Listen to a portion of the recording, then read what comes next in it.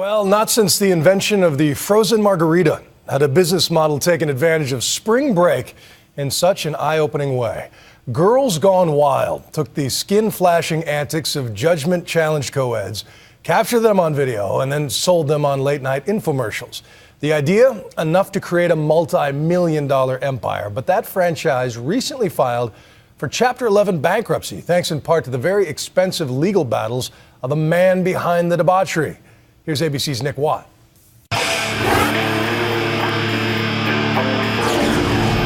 Joe Francis is what you might call a playboy, young, tan, rich. He made millions because young women in bikinis flashed his cameras.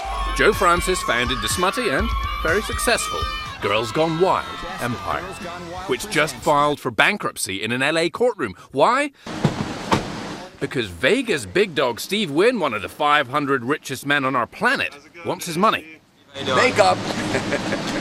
And Joe Francis, the smut peddler, owes Steve Wynn, the casino owner, around $30 million. To call Wynn a casino owner is an understatement. The guy is worth over $2 billion. He's Mr. Vegas and beyond. The man is a legend.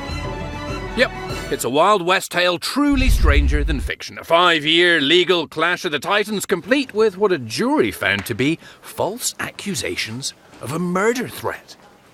They stated that he was going to hit me in the back of the head with a shovel and bury me in the desert. It's hard to believe that anybody sitting in that room could come to any other conclusion than Joe Francis is a liar, that Joe Francis is a desperate, out-of-control, vicious guy.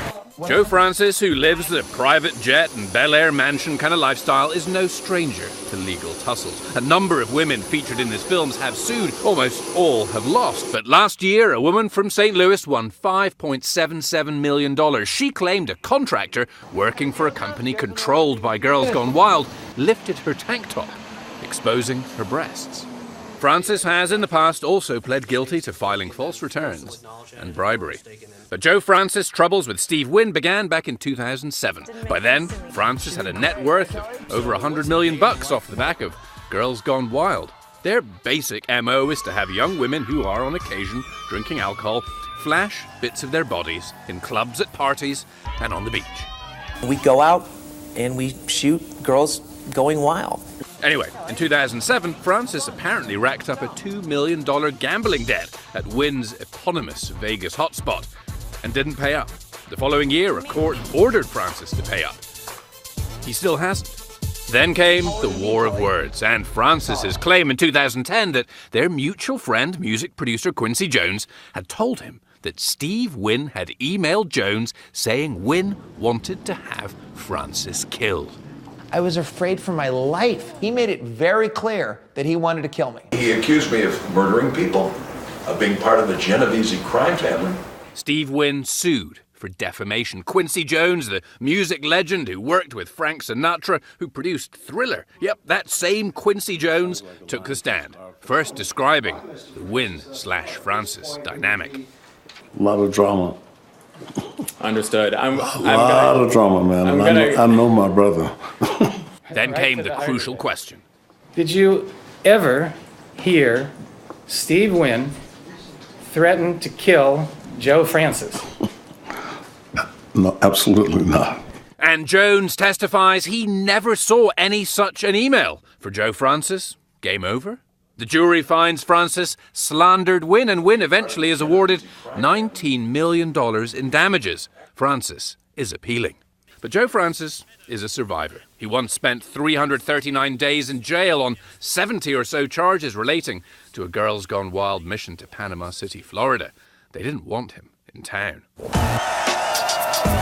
Here comes a company that is going to put on a show and basically turn our community into a theater for some soft porn movie. They are very good at getting young people who have been drinking, or perhaps have not, to do things that are at best risque, but more appropriately, just illegal and nasty. Francis won the legal right to shoot in the city, but the cops were his shadow, and Francis was thrown in jail. Eventually, a judge threw out all but 8 of the charges, and Francis pled no contest to charges that a cameraman had filmed 2 17-year-old women performing sex acts in a bathroom. The plea, just a legal convenience, Francis told us at the time. I am 100% innocent of anything that I just pled to. Francis says the girls lied about their age and signed release forms. And anyway, Francis claims he wasn't even there. Back then, in 2008, Francis told Nightline he doesn't have a problem obeying the law. Here's how he sees it. I have a problem with being an easy target. I have a problem with being a likable person that lawyers think, God, I'll get this guy in front of a jury and people will be jealous of him. Francis hasn't declared personal bankruptcy. Oh, and Girls Gone Wild is still in existence. Their website's still there, and Steve Wynn's representatives say the corporate bankruptcy twist makes no difference to them. They're still chasing their money against Francis personally. Our Wild West saga goes on. I'm Nick Watt for Nightline in Los Angeles.